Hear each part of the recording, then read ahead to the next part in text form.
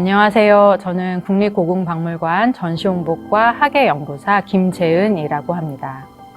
이 유물은 1907년에 순종이 황제로 즉위한 것을 기념해서 만든 기념장입니다.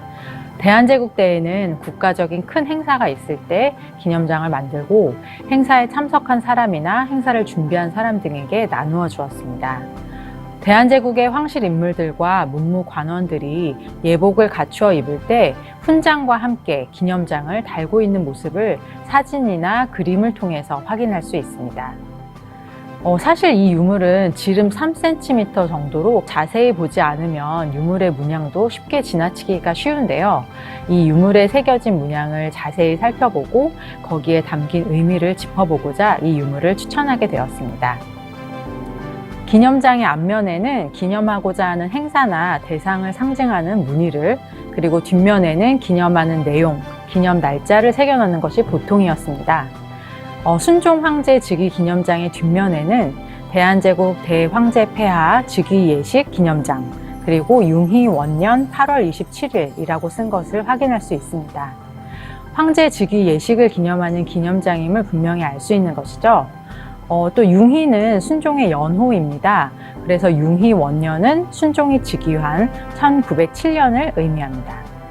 앞면을 보시면 겹쳐진 꽃잎 모양의 투구가 새겨져 있는 것을 볼 수 있습니다. 대한제국 때 대한제국 황실과 국가를 상징하는 문양으로 널리 사용되었던 오약꽃, 즉 토종 자두꽃을 형상화한 것입니다. 가운데에 자리한 투구는 대한제국 황제가 썼던 서양식 투구입니다. 동서양을 막론하고 왕이나 황제가 쓰는 관은 그 자체로 국왕권이나 황제권을 나타냈습니다. 이 기념장도 순종의 황제 즉위를 기념해서 만든 것인 만큼 황제가 쓰는 투구를 통해서 황제권을 상징적으로 보여주려고 했던 것임을 알 수 있습니다. 근대 국가로 나아가고자 했던 대한제국은 서양 문물을 적극 수용하였는데요. 군사와 국방 분야는 그 중에서도 특히 강조되던 분야였습니다. 또 1899년에는 원수부를 중심으로 해서 군대 조직을 재편했고 황제가 전체 군대 조직을 통솔하는 대원수가 되었습니다. 그리고 대원수가 입는 대원수복을 정했는데요. 바지와 양복 상의, 그리고 투구 등으로 구성되었던 서양식 군복이었습니다. 하지만 현재 유물로서는 전해지는 것이 없고 대원수복을 입은 고종과 순종의 사진을 통해서 그 모습을 일부 확인할 수 있습니다. 이 꽃무늬 역시 대한제국을 상징하는 오약꽃입니다.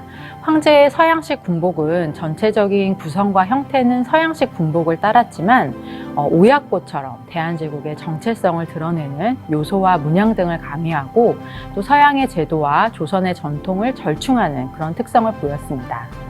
투구 정수리에는 새 모양의 장식이 달린 것을 볼 수 있습니다. 이 장식은 조선시대 갑옷을 입을 때 쓰던 투구에 달린 옥으로 만든 봉황 장식과 유사한 모습입니다. 또 고종과 순종이 투구를 착용하고 있는 사진을 보면 두 사람의 이마에 드리워진 그림자를 통해서 투구에 투각된 챙이 달려 있었던 것을 확인할 수 있습니다. 조선시대의 투구에도 금속을 투각해서 만든 챙이 달려 있었는데요. 서양의 투구를 수용하면서도 조선시대의 전통을 채용했음을 알 수 있습니다.